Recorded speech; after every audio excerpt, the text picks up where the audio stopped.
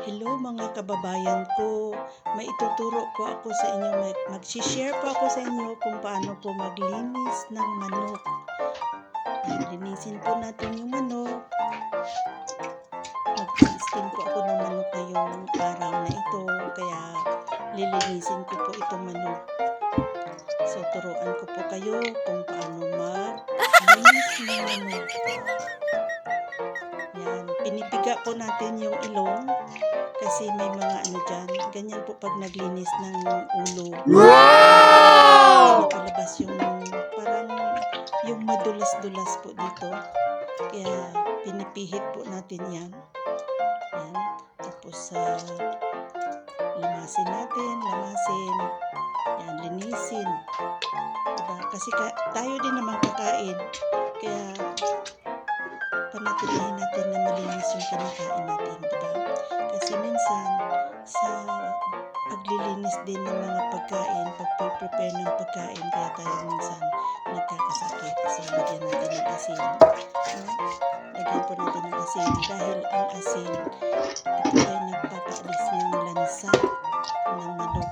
Kaya minsan, pag hindi nyo na-notice na pag minsan pag kumakain kayo ng manok sa labas, di ba malasa?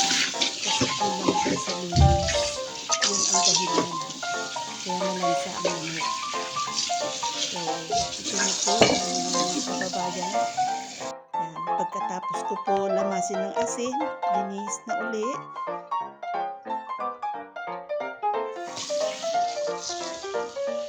Hugasan po natin uli itong manok.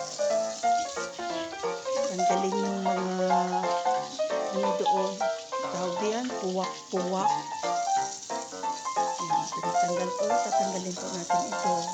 Tapos, hugasan ng mabuti.